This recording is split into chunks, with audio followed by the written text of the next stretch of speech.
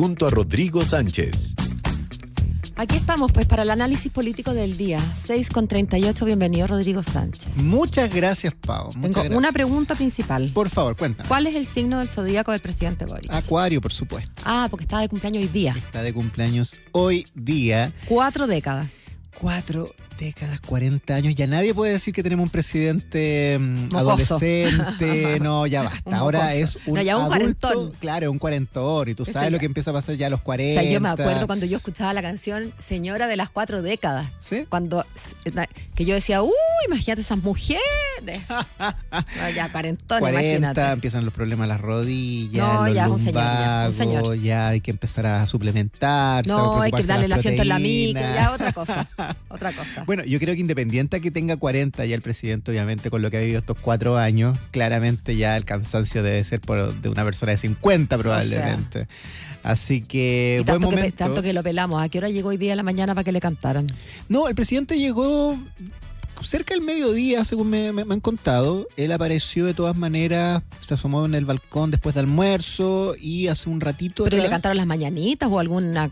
feliz cumpleaños, y ahí le cantaron el cumpleaños feliz, lo vimos en algunas imágenes, algunos funcionarios. Ya. Ah, pero así como informal. Sí, lo que pasa es que, a ver, por lo general, el presidente es bien sobrio para este tipo de cosas, más aún creo yo en este último año de gobierno y también considerando el contexto No está el que horno para está bollos, viviendo, digamos. claro, el oficialismo, la Casa de Gobierno puntualmente con este cierre de administración que no, No, es y del con todas todo... las tragedias, con todo lo que está pasando. Claro, Como exactamente. que nos tapa mucha fiesta, ¿no?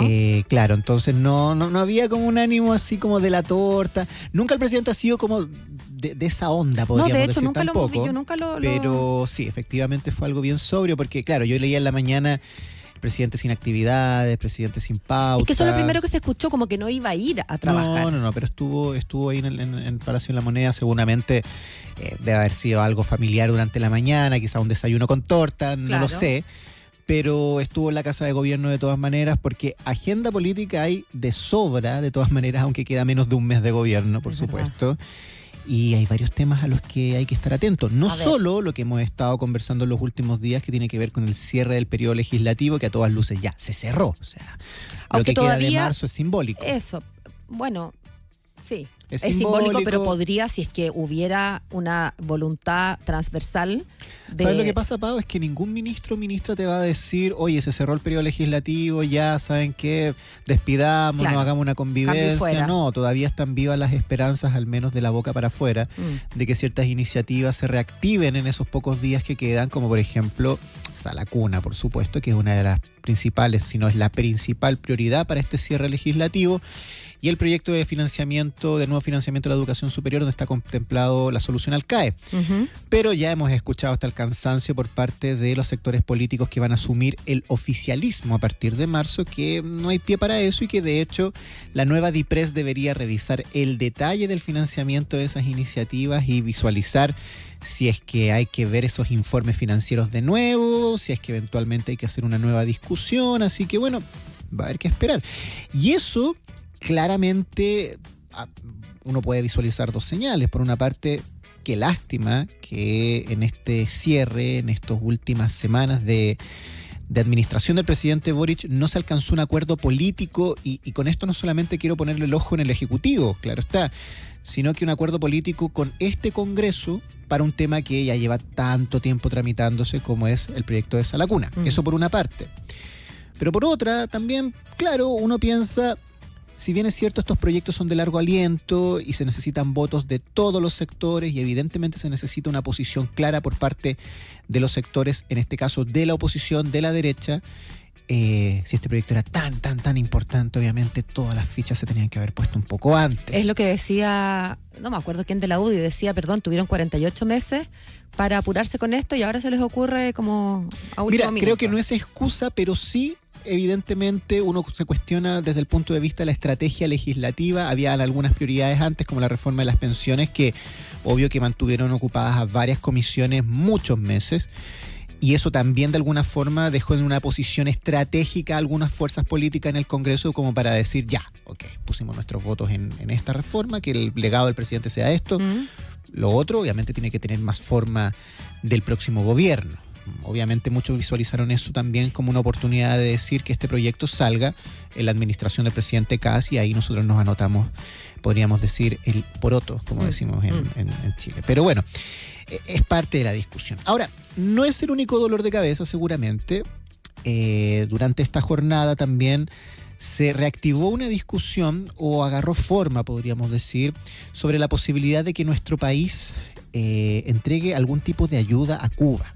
¿Ya? Fíjate que he seguido con cierta asombro los argumentos que han dado algunas personas. He escuchado, no a autoridades, pero he escuchado como a gente en radios de la competencia, en radios amigas, como diciendo, pero ¿cómo se les ocurre si el dicho es la caridad empieza por casa? Hay demasiadas necesidades en Chile. Y fíjate que todo eso es cierto. Las necesidades en Chile son enormes. O sea, ni siquiera me quiero ir a las listas de espera, la cosa histórica. Pensemos en Ñuble, en Biobío, no sé, pero también es cierto que con ese predicamento, bien pocos países ayudarían a otros países. Yo, por ejemplo, me acuerdo cuando fue el terremoto, ni siquiera cuando fueron los grandes incendios. ¿Cuándo fue, Rodrigo? Ayúdame con la fecha. Cuando fueron estos incendios, así que cuando conocimos a la luz y al supertanker. Ya, pero hace, ¿qué? ¿8 años será? Sí, eso fue en el gobierno del presidente Piñera, ¿no? Ya, bueno, sí. Yo me acuerdo, da lo mismo, yo me acuerdo que en ese momento llegó ayuda de Estados Unidos, de Portugal, de España, de Israel, que tú dirás, bueno, esos países más ricos, pero llegó ayuda de Bolivia, con países que no digamos que es un país rico y no digamos que es un país necesariamente fue tan... el 2017, imagínate. Ya, está bien, pero te digo que el argumento de que solo los países a quienes les sobra la plata ayudan a los otros países no es cierto. Hemos recibido nosotros, por lo pronto, alguna vez recibimos ayuda de Cuba. Cuba siempre ha sido más pobre que Chile. Y de nuevo, Bolivia lo mismo, y lo más bien que nos ayudaron a nosotros. De manera que no, digamos que restarse de contribuir en algo al pasar de la población cubana. Uno podría esgrimir otros argumentos quizás, que la ayuda se la van a llevar las cúpulas, y sabemos que las cúpulas no están precisamente necesitadas, ¿no? Nunca lo han estado. Sí. Pero pretender que porque tenemos necesidades en casa, eso sería un obstáculo para alguna caridad, no sé si me convence. Te digo cuál es el problema, Pau, compartiendo absolutamente el argumento, y el ejemplo que tú das de hace 10 años es bien icónico, pero hay que recordar también, cada vez que tenemos temporada de incendio, vienen desde México, desde España, desde Argentina, desde Bolivia, desde Perú, desde muchos países a contribuir, ya sea con brigadistas, ya sea con maquinaria, con lo que sea. Y en otro tipo de emergencias también. Terremoto.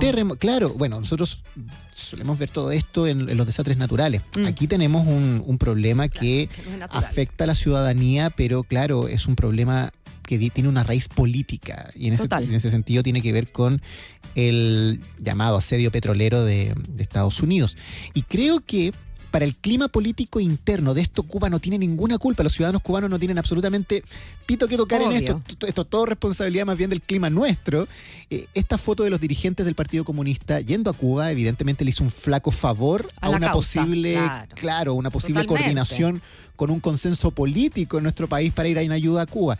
Suena ridículo, obvio, pero es una discusión que, claro, se traslada a la arena chica. Y además, perdón, Rodrigo, no solamente eso le hizo un flaco favor, sino que estén algunos dirigentes comunistas insultando al presidente Boric día por medio, tampoco contribuye. Claro, es que esa es la siguiente etapa, ¿cierto? Y eso es absolutamente esperable por parte de los sectores más duros del PC. Sectores más duros que suelen representarse en las voces de Daniel Jadwe, de Hugo Gutiérrez, algunas veces Juan Andrés Lagos. Y en esta oportunidad, claramente, el hecho de que Chile no haya tomado todavía una determinación sobre esto, y otros países como México sí. Avivó el debate. Dijo que están evaluando. Se está evaluando. Claro, tú sabes lo que pasaría si es que la ministra Vallejo inmediatamente dice, por supuesto, miren, tenemos ayuda preparada, explota automáticamente la derecha y claro, ahora poco contribuye, como te decía, la presencia de dirigentes del PC. Me parece una discusión chica en ese sentido, porque este problema es mucho más grande, no es un problema interno de nuestro país, por supuesto, pero por otra parte hay que visualizar que, considerando que hay un gobierno entrante que también de alguna forma está tratando de cultivar buenas relaciones con Estados Unidos, ojo con esto porque es muy probable que dentro de los primeros días de marzo el presidente Kast tenga un viaje a los Estados Unidos. Eso es lo que está en el ambiente, lo que se está de alguna forma configurando. El próximo oficialismo también, que va a acompañar al presidente en su gobierno, es también de la posición de tener buenas relaciones con el presidente Donald Trump. Y claramente, si Chile marca una posición sobre este punto en relación a Cuba, bueno, se podrían generar ciertas distancias y ahí automáticamente la actual oposición, futuro oficialismo, reaccionaría diciendo, oye, pero no nos ayuden tanto, o sea, queremos restablecer buenas relaciones con Estados Unidos y ustedes están metiéndose en medio de un conflicto que tiene otros protagonistas, no somos nosotros. Pero claramente hay un problema humanitario también del que hay que hacerse cargo, sí, porque otros países, cuando uno tiene problemas, también nos tienden la mano. Eso es lo que yo digo, que no tiene que ver con que nos sobra o no nos sobra, ¿no? Claro, ahora, evidentemente Daniel Jadwe, como es costumbre, desayudando la causa permanentemente, ¿no? Es que hay otra agenda. En el fondo es como que no quiere que ayuden a Cuba, porque no ayuda, como digo yo, a esa idea. Es que ahí la agenda es muy distinta, o sea, es marcar una posición de decepción, de constante crítica, a veces un poco conspiranoica, como en su momento también se planteó desde el punto de vista de su caso judicial, con el gobierno del presidente Gabriel Boric. O sea, era porque él era de la tesis que el gobierno, teniendo todo para ayudarlo, como que poco menos que... O sea, casi que el ministro de Justicia tenía que haber sido un actor. Un actor y el fiscal nacional. Todos a defenderlo. Claro, pero todo esto en el fondo, el problema principal, más allá de las declaraciones, del hilo fino de todo esto, es marcar una posición política que es la distancia o encapsular, sacarlos de el ideario del Partido Comunista a todas estas personas que hoy forman parte del gobierno del presidente Gabriel Boric, que son del PC, pero que para muchos son más borichistas que comunistas, ¿ya? De todas maneras, los ministros siempre tratan de decir, oye, pero si nosotros somos militantes comunistas, el detalle es que hoy en día hablamos como ministros y evidentemente nuestra posición tiene que ser hablar por el gobierno del presidente Gabriel Boric, que no solamente tiene al PC adentro, o sea, tiene otras fuerzas, independiente de que todas estas fuerzas ya están medias quebradas en la recta final. Eso se entiende, pero tampoco entiendo que cuando uno es ministro está hablando por la coalición y por el gobierno y no por tu partido. Pero si lo que no se entiende es que un partido que tiene diferencias tan profundas con el presidente, como manifiestan algunos de sus dirigentes que no son ministros, estén ahí. Pero bueno, tantas veces hablamos de las 2 almas, las 3 almas, en fin. Vamos a ver qué pasa después del 11. Lo que pasa, Pau, es que todo partido, sobre todo partido histórico, digamos los partidos nuevos, que a lo mejor pueden mandarse este tipo de numeritos, pero un partido histórico tiene que tener mecanismos de resolución de conflictos. O sea, uno puede pensar, claro, aquí existen diferencias de opinión, por supuesto, quizás existen tesis que son distintas, pero si un partido no tiene mecanismos para que estos conflictos no terminen quebrando al partido, y esto lo digo de manera pública, o sea, porque estos conflictos finalmente saltan a la esfera pública y generan esta sensación de que en el fondo hay un desorden interno y poco contribuye todo esto a que el PC tenga musculatura, tenga fuerza. Es que, ¿sabes qué pasa? Que yo comparto contigo, yo creo que cualquier organismo en que participa más de una persona tiene necesariamente que tener una manera de resolver los conflictos, de gestionar esa disidencia y de resolverlos. Dicho eso, si tus conflictos en este grupo humano tienen que ver con definiciones tan básicas como ¿qué es una democracia? Ya yo no veo cómo podría resolverse eso, ¿no? Porque sí, es como... Es una definición, no tiene que ver con una política pública, con el rol que va a tomar el partido en determinada estrategia, tiene que ver con una cuestión de definiciones ontológicas prácticamente. Entonces, si ellos creen, o si algunos creen que, claro, que Cuba es una democracia y Janet Jara no está de acuerdo, por poner un nombre, o Camila Vallejo eventualmente no está de acuerdo, no sé si es el caso, pero al menos nombro a Janet Jara porque ya lo ha dicho públicamente. Entonces, ¿cómo se resuelve una cosa así? Bueno, traslademos este mismo modelo de discusión a lo que pasa con los partidos de la derecha, porque estas discusiones no son propias solamente de la oposición, y con esto no quiero equilibrar las cosas pero es verdad. Porque en la derecha también ha existido toda esta discusión histórica acerca de si valorizar o no la figura de Pinochet en la dictadura o no. Dictadura. Ahí también afloran algunos movimientos más liberales, por ejemplo en su momento lo que fue Bópoli, que hoy día es un partido muy debilitado y a punto de desaparecer, pero que trataba de distanciarse de todos estos reconocimientos como de la dictadura y plantear, no, nosotros somos de derecha, pero somos de derecha porque reconocemos el valor del libre mercado y tenemos una agenda valórica distinta, pero queremos capitalismo, pero capitalismo bien implementado. Bueno, ya, eso sirvió para convocar nuevas generaciones, obviamente, a este sector, que tenía que convivir también con una derecha que tenía otras bases Que muy en distintas. algún momento se hablaba de derecha cavernaria, La ¿te derecha acuerdas? cavernaria, claro está. Pero bien sabemos que los tiempos han cambiado, ya las reflexiones también van evolucionando y hay agendas que van sintonizando mejor o peor con la ciudadanía. Y obviamente el hecho de que hoy día partidos que de alguna forma venían a renovar esa derecha estén tan debilitados, bueno, también habla de que la apropiación de esa agenda no fue del todo fuerte, digamos. Me viene a la mente Bópoli, evidentemente, y a propósito de partidos debilitados, hoy día empezaron a las notificaciones no sé si eran 13 o 13 15. partidos. 13 partidos. Partido Tiene radical, eso, dígame la humanista.